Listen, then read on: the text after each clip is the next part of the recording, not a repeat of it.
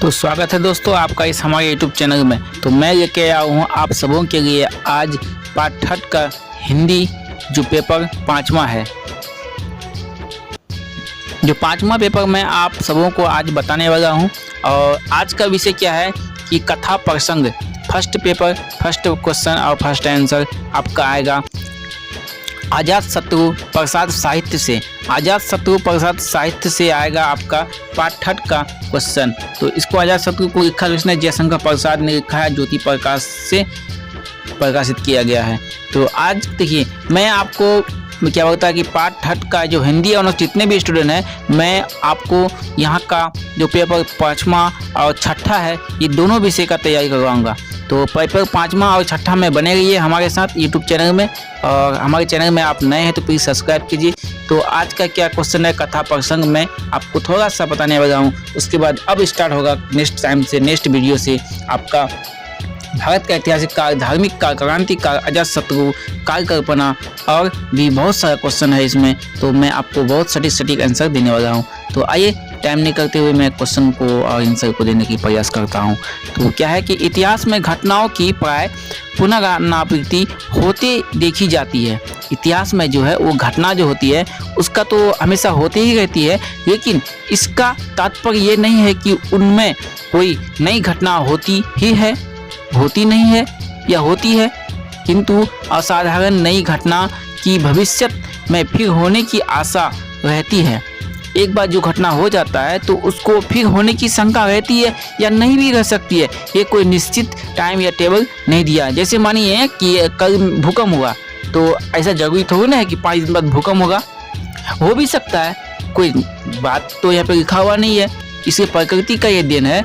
और क्या कहता है, इसलिए यही यहाँ पे कहता है नई घटना की भविष्य में फिर होने की आशंका रहती है, पर क्या पता। तो आगे क्या कहता है, मानव समाज की कल्पना का भंडार अक्षय है। मानव समाज जो उसका कल्पना जो है, मतलब हम अपने दिल में कुछ भी ठान लेते हैं कि नहीं हमको आज कल दिल्ली जाना है, कल पटना जाना है, तो हम ठान लेते हैं दिल में कि हमको जाना है। अब उसका कल्पना का भंडार है, यहाँ पे हम कुछ भी कल्पना कर सकते हैं। नहीं हम चांद पे जाएंगे, हम यहाँ जाएंगे, सूरज पे जाएंगे, ऐसा कल्पना कर सकता है। इसलिए कहता है मानव समाज की कल्पना का भंडार अक्षय है, क्योंकि वह इच्छा शक्ति का विकास है। क्योंकि वह क्या है? इच्छा शक्ति का विकास है। इन कल्पनाओं का इच्छाओं का मूल सूत्र बहुत ही सूक्ष्म है, अपरिष्कृत होता है। यहाँ पे क्या है कि इस इच्छा जो है, मन का इच्छा जो है, वो पल में आता है, पल में खत्म हो जाता है। लेकिन इस मूल सूत्र बहुत ही सूक्ष्म, बहुत छोटा है इसका मतलब मूल सूक्ष्म है। ये कल्पना का जो कोण है ये बहुत ही छोटा है। जब वह इच्छा शक्ति किसी व्यक्ति या जाति में केंद्रीभूत होकर अपना सफल या विकसित रूप धारण करती है, तभी इतिहास की सृष्टि होती है। जब हम कोई कल्पना अपने दिल में या दिमाग में कर लेते हैं, तभी क्या होता है कि इतिहास का जो सृष्टि है वह पुनरावृत्ति होती है, इतिहास की सृष्टि होती है। ठीक, आप लोग यहाँ तक तो समझ गए होंगे। चलिए आगे चलते हैं। आगे क्या कहता है कि विश्व में जब तक कल्पना इत्य को नहीं प्राप्त होती, विश्व में जब तक कल्पना, मतलब कल्पना क्या है कि जब तक अपना कल्पना आप व्यक्त प्रकट नहीं कीजिएगा तब तक आपको कुछ प्रकट नहीं होने वाला है। आप मन ही मन कहिएगा कि हम पार्ट 3 का फर्स्ट डिवीजन से पास करेंगे, जब आप तैयारी नहीं कीजिएगा या आप किसी को नहीं बोलिएगा या आप नहीं पढ़िएगा तो कैसे हो सकता है? सिर्फ कल्पना करने से नहीं होता है, उसमें अथक प्रयास की जरूरत होती है। चलिए आगे चलते हैं। फिर क्या कहता है, तब तक वह रूप परिवर्तन करती हुई पुनरावृत्ति करती ही जाती है जब तक समाज की अभिलाषा अत्यंत स्रोत वाली हो। समाज की अभिलाषा अत्यंत स्रोत वाली हो।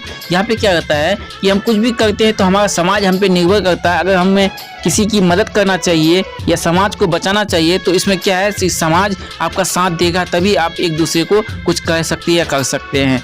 तो यहाँ पे स्रोत वाली है। पूर्व कल्पना के पूर्ण होते होते एक नई कल्पना उसका विरोध करने लगती है। जब हम कोई भी काम करने के लिए सोचते हैं तो इसके ऊपर नीचे और भी बहुत सारा काम हमें करना पड़ता है और हमें हम सोचते नहीं हैं फिर भी हमें करना पड़ता है, क्योंकि वह काम उसका विरोध करता है। जैसे कि मानिए अगर हमको चावल खाने का मन है तो चावल के साथ तो कुछ न कुछ चाहिए, सब्जी चाहिए, दाल चाहिए, सब्जी चाहिए और भी कुछ बहुत सारा चीज़ चाहिए, चोखा चाहिए। तो इसलिए जब भी हम कोई भी काम करते हैं या कुछ कल्पना करते हैं, उसका विरोध करने वाला भी वहाँ पे खड़ा हो जाता है और पूर्व कल्पना कुछ काल तक ठहर कर रह जाता है, फिर होने के लिए अपना क्षेत्र प्रस्तुत करती है। क्या करती है? फिर वो काम करने के लिए हमें अपना क्षेत्र प्रस्तुत करना पड़ता है या वो कल्पना को हमको प्रस्तुत करना पड़ता है। इधर इतिहास का नवीन अध्ययन खोलने लगता है। मानव समाज के इतिहास का इसी प्रकार संकलन होता है। क्या होता है? इसी प्रकार संकलन होता है। तो ये था कथा प्रसंग फर्स्ट चैप्टर का फर्स्ट पार्ट, फर्स्ट क्वेश्चन। तो अब आइए नेक्स्ट क्वेश्चन हम आपको बताएंगे भारत का ऐतिहासिक काल, गौतम बुद्ध के बारे में यहाँ पे बताया जाएगा। तो नेक्स्ट वीडियो में बने रहिए हमारे चैनल में, और नए हैं तो प्लीज़ सब्सक्राइब करना ना भूलें। तो मिलते हैं नेक्स्ट वीडियो में, तब तक के लिए बाय बाय, जय हिंद।